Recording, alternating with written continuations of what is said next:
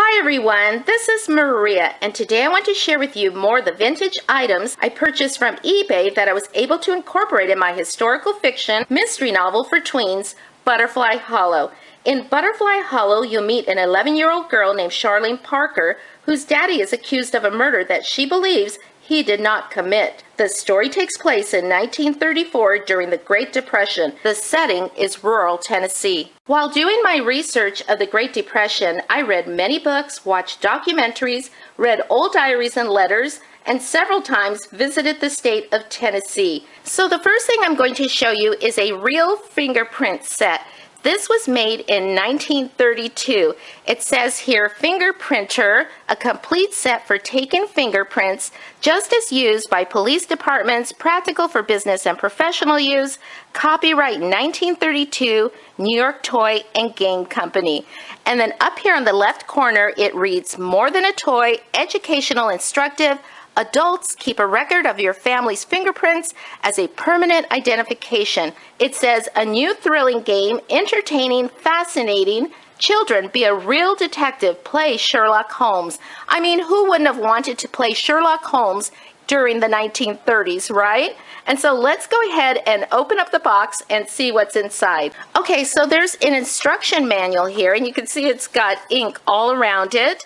And there's Sherlock Holmes again. It's called the Fingerprinter, the complete set for taking fingerprints, with instructions and illustrations, copyright 1932.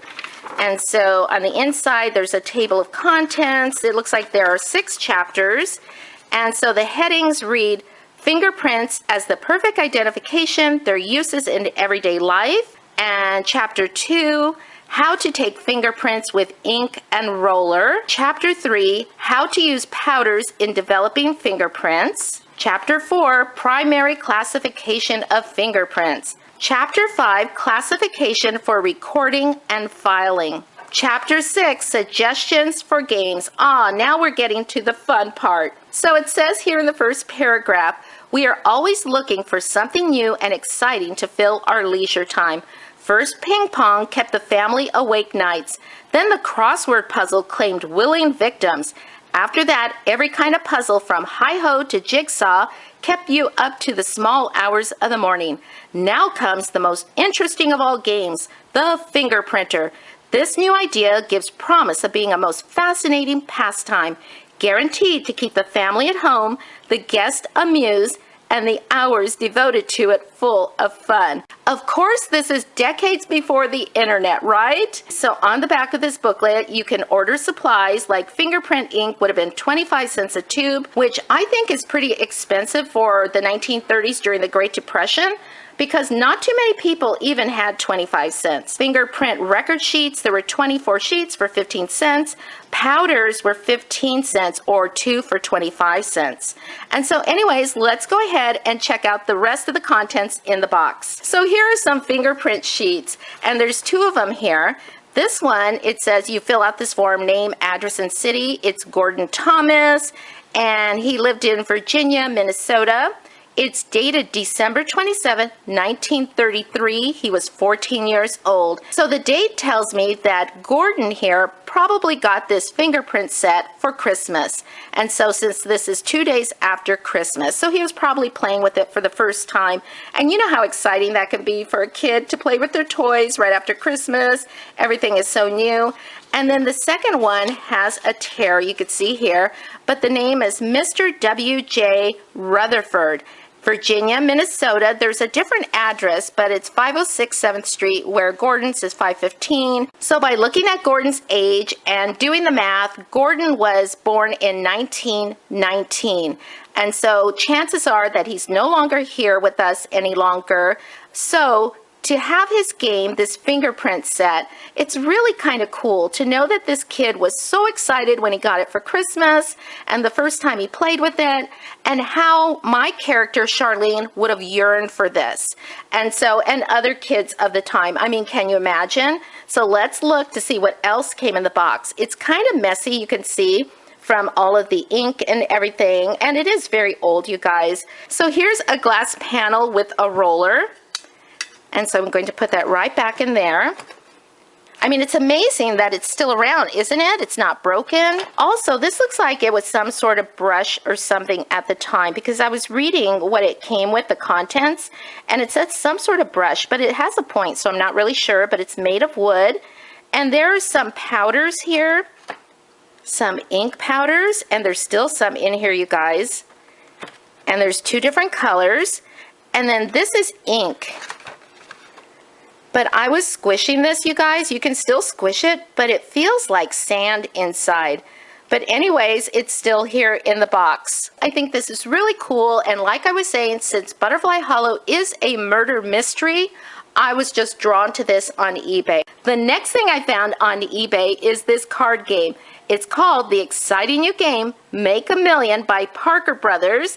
And it says selling agents, Salem, Massachusetts, New York, and London. There's also a US patent number right here. And so let's go ahead and take a look inside. And so here are some cards. And on this side, we have a couple of the instruction booklets. There's several here, actually. One of them is dated 1934, and then there is an updated version right here, 1935. Now, Monopoly came on the market. It appeared on the market in 1935. And so Make a Million was out before Monopoly, just before Monopoly. And so we have cards here with money, 40,000. And then here's 40,000 red, and there's just different amounts on here. And so it was entertaining. It passed the time. And it was also fun to have some money, even though it was all in pretend, right? And so just like Monopoly. So this card game, Make a Million, was on the market until 1957. And so I did incorporate it into Butterfly Hollow, where Charlene's parents and her best friend Fidget's parents got together and played a game of Make a Million. So the next thing I purchased on eBay is this Little Orphan Annie and the Haunted House storybook. And it's by Harold Gray. On the front here it says clank, clank, clank, leaping lizards. And there's Orphan Annie right there. And so it's got a cloth cover, and then there's a paper cover here where the art is. And it says Couples and Leon Company, New York. And so isn't that a really neat cover? I just love this. And so the inside here, you could see how old it is and worn. It's turning brown. It says here, From Mother to Sandy, Christmas 1930. And so this definitely is something that Charlene would have had. Little Orphan Annie was so popular, you guys. It was a radio show. It was in comics. I mean, it was in advertisements. Little Orphan Annie was just everywhere. The comics are in black and white. But the owner of this book, it looks like she took some crayons and colored it in herself. And so I think that looks kind of neat. I love this. Woo-wee. And so my dad used to say that. Woo-wee. Okay, you can see that must be Daddy Warbucks there. This book, number 3, A Little Orphan Annie series. Ask your dealer for book number 2 and book number 1. So Leapin' Lizards, this is a really cool book. So the next thing I have is this really neat Popeye Crayon Set. It's a tin box, and there's some really small letters here. I took out my magnifying glass, and it was made in 1933. And it says here on the side, the American Crayon Company, Sandusky, Ohio, New York, made in USA. And so this would have been something very special to have had when you were a child during the Great Depression. And so let me go ahead and open it up. And there are the original crayons, you guys. I mean, it even smells like crayons when I open this up. And so there's some writing here, probably the original writing, but I can't make it all out. So I just thought this is really special, and I'm pretty sure my character, Charlene Parker, would have loved to have had these. So not everything I purchased from the Great Depression era ended up in my novel, Butterfly Hollow. But I can tell you they certainly inspired me as I was writing the book. Early on in Butterfly Hollow, Charlene remembers the day her best friend Lucy moves to Chicago with her family. But before Lucy leaves, she entrusts her doll, Hizzy, to Charlene. So one day, as I was walking through an antique store, I came across this vintage African-American rag doll. And in an instant, I knew this was Hizzy, and I knew I had to have her. And so I looked at her price tag, and I think she was $20, which I was more than willing to pay. And when I went to the register, they said she was half price. So I got her for $10. But I just love her, and I was so happy when I brought her home because I knew I had found Hizzy. And so you can see how tall she is. I haven't measured her, but she is a good size rag doll, and she's really cute. She's got the little painted eyes that look like buttons. I love her little braids. I just love her. And suddenly the whole scene became even more real to me as Lucy handed over her most precious possession, Hizzy, and entrusted her to Charlene. So throughout Butterfly Hollow, Charlene does find comfort in Hizzy. Hizzy is also a reminder to her of her best friend Lucy, who moved far away to Chicago, and she wonders if she'll ever see Lucy ever again. I hope you enjoyed this video. Thanks for watching, everyone, and have a great day. Bye-bye.